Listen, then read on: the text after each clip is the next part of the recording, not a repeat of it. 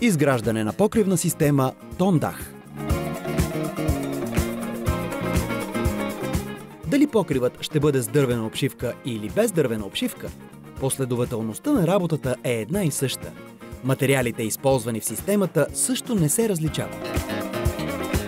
Върху дървените ребра са заковани дъски, които покриват целия покрив и образуват неговата дъсчена обшивка. Следва разстилането на покривното фолио Тондах. Неговата задача е да защитава покривната конструкция. Активната мембрана с влагопроменливи свойства осигурява защитата на дървената конструкция на покрива. Мембраната има основната функция да осигури защита от проникване на вода отгоре на покривната конструкция, както и да осигури възможност водните пари, генерирани от човешката дейност, да напуснат под покривното пространство. Различните мембрани имат различни параметри на водонепропускливост. Това осигурява възможност, положени върху скатна конструкция, ако върху тях попадне вода, да я отвеждат по естествен начин към улука. Много важно свойство на добрите мембрани е да държат водните капки напрегнати, т.е. да не им позволяват да се разтелят и да попият. Паропропускливостта е друго важно свойство на мембраните. От човешка дейност на ден се отделят между 60 и 80 литра водна пара на човек, която по естествен път се натрупва в най-горните нива на жилищното пространство. Ако тя няма път да напусне къщата, това би било пагубно за микроклимата и конструкцията на покрива. Мембраните обикновено са трислойни, като двата външни слоя са за механична защита, а средният слой е работещият – водонепропусклив и паропропусклив.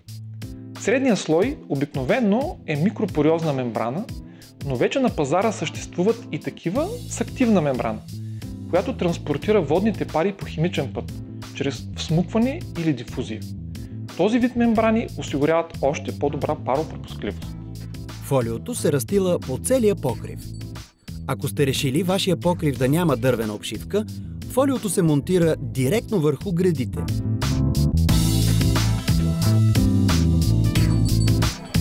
То се застъпва с оказана ширина от 10 см и се продължава нагоре по билото. Върху фолиото се монтират и контралетвите. Те се фиксират върху гредите с помощта на винтове или пирони. За още по-голяма сигурност под тях може да се постави вулканизираща се лента, за да не се компрометира хидроизолацията на фолиото в зоните, където е пробито от винта или пирона.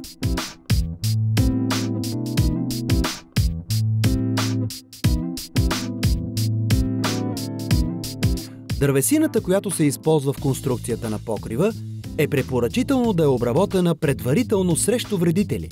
Така тя ще се запази по-дълго време. А това, че при такъв сух монтаж на билото и употреба на вентилационни керемиди се осигурява и вентилиране на покрива, допълнително спомага за запазването на дървения материал във времето.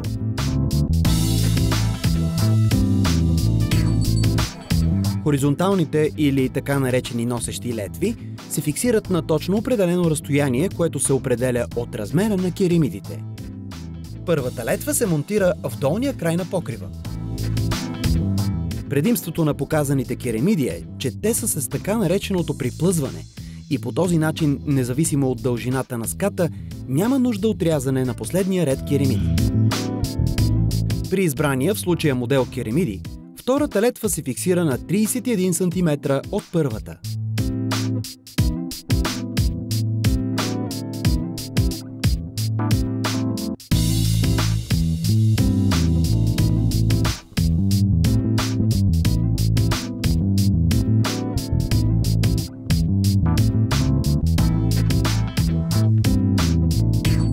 След това се монтира последната носеща летва при билото на около 3 до 5 см, в зависимост от големината на ъгъла на наклона на покрива.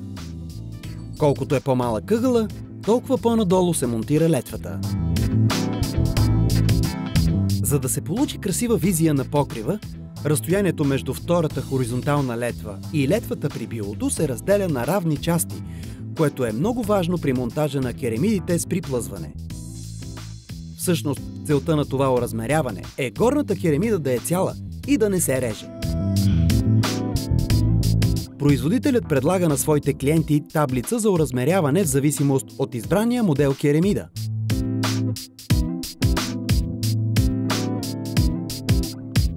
Едно от най-важните предимства на керемидите с променливо застъпване или приплъзване е възможността да се монтират на различни по дължина скатове, като всички редове от стряхата до билото се получават еднакви. Това е голямо удобство при монтажът, което премахва необходимостта от рязане на керемидите от последния ред и избягване на така нареченото презастъпване при билото. Освен че изглежда недобре, рязането на керемидите води до влошаване на сигурността при билото, защото обикновено се реже тази част, където са отворите за фиксация и крачетата, с които керемидата лежи върху летвите. Презастъпването също е с лоша визия и води до определен преразход поради допълнителните редове при билото. Приплъзването при континенталните модели керемиди е значително – 5 до 7 см, докато при средиземноморските модели с вълна е по-малка величина – 2-3 см. Няма друг производител, който да предлага средиземноморски модели керемиди с приплъзване. Друго много важно предимство на тези керемиди е възможността при саниране на стар покрив да запазим дървената носеща скара под тях.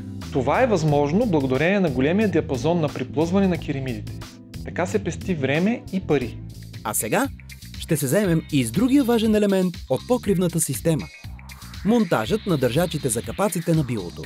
Особено внимание трябва да се обърне на монтажа на летвите за захващане на елементите на билото. Те са в основата на сухия монтаж на капаците на билото на покрива. Сухият монтаж на капаците осигурява доброто циркулиране на въздуха под керемидите. Билните летви за капаците се монтират освен на билото и по скатовете на покрива. За целта се използват специални метални държачи, които могат да се регулират в височина. За да се постигне естествена циркулация на въздуха, летвите на скарата трябва да са с определен размер – 5 на 5 см за контралетвите и 3 на 5 за носещите летви. Така се образува канал под керемидите от 8 см, в който въздухът циркулира по естествен начин от стрехата към билото. Особено важно при обитаемо подпокривно пространство е да се осигури правилна вентилация на покрива, която съдейства за вентилиране на долната част на керемидите, като по този начин изсушава евентуалния конденс, образуван през нощта от по-прохладно време, но и подпомага топлоизолацията на целия покрив.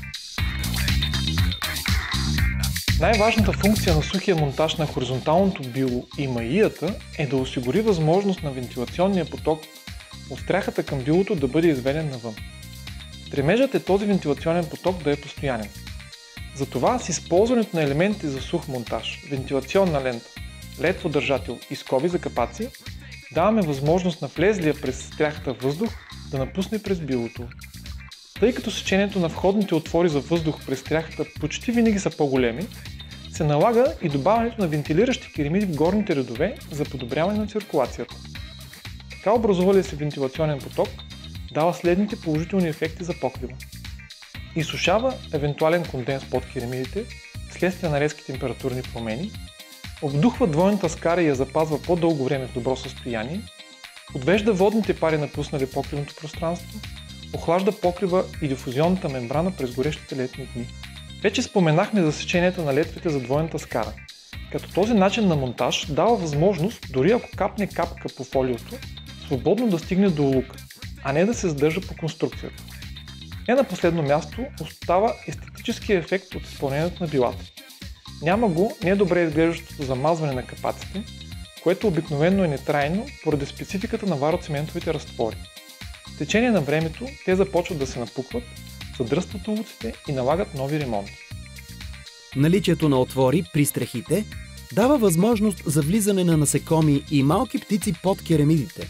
Затова в покривната система Тондах е предвидена мрежа против насекоми, която затваря долния вентилиращ отвор на покрива. След мрежата се монтират и улуците. Тук отново говорим за система за отводняване на покрива. Безшевно произведените улуци се характеризират с уникално закрепване и неограничена дължина на отделните секции.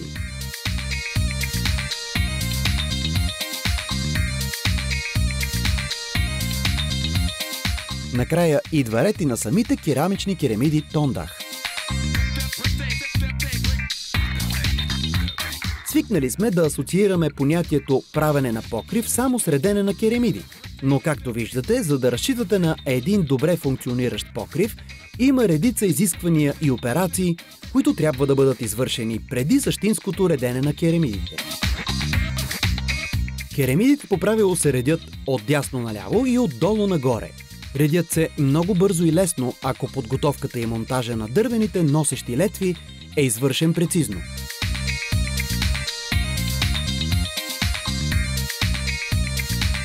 Могат да се напасват хоризонтално, защото всяка керемида осигурява луфт от 3 мм, в рамките на който се нагласяват керемидите.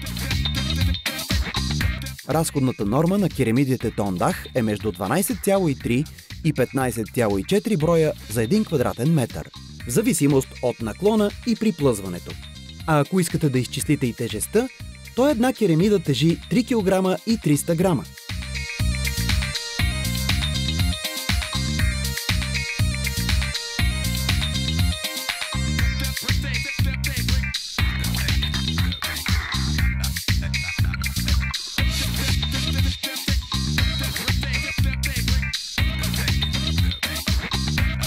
Керемидите могат да бъдат рязани лесно с флекс, което се налага при страничните била. За рязаните керемиди са предвидени и съответно държачи или скоби, с които те се фиксират, за да не бъдат отнесени от вятъра.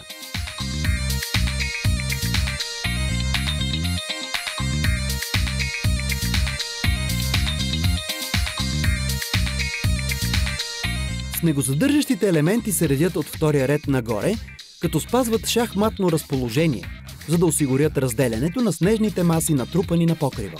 Така снегът не може с цялата си тежест при топене да се изсипе и най-малкото да деформира улука или още повече да нарани някого.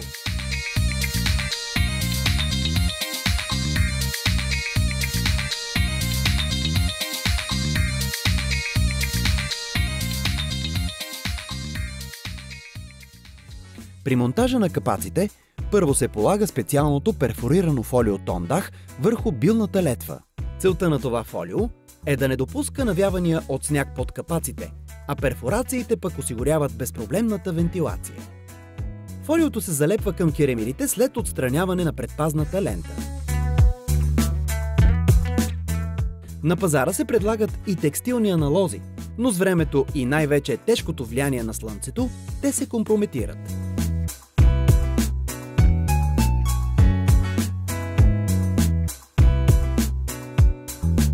В системата на Тондах е предвиден и красив начален капак, който се фиксира със специален пирон.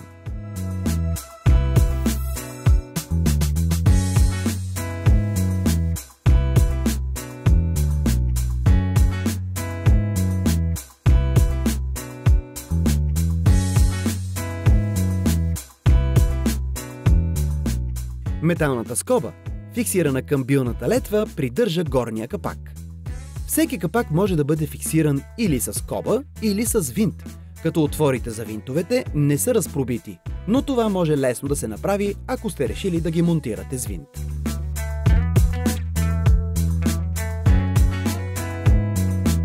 Ако е необходимо, капаците могат да бъдат рязани.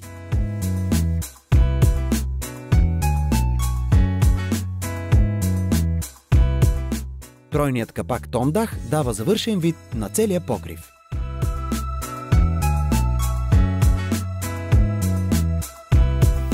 Когато се строи къща, се строи за поколения напред, а покривът защитава вас и вашата къща от всички капризи на времето. Затова покривната система трябва да гарантира защита и комфорт. Керамичните керемиди са природосъобразни и тяхното производство щади околната среда. Широка гама от продукти и цветове ви дават невероятни възможности за изграждане на желания покрив, независимо от това дали изграждате нов или санирате стария.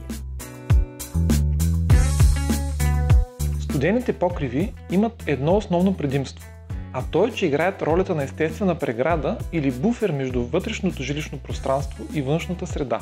Това е особено важно през зимата, когато ако топлина достигне до покрив със снежна покривка, започва микротопене на снега, което е най-силно около билата и свършва преди стряхата.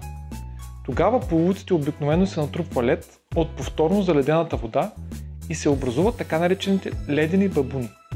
Те компрометират както покривния материал, така и овоците, дори и фасадата. Добре изпълнената покривна система с добра подпокривна вентилация дават много по-постоянна среда на обитаване, отличен микроклимат, дълъг живот на покривния материал и гаранция, че няма да се налагат ремонти.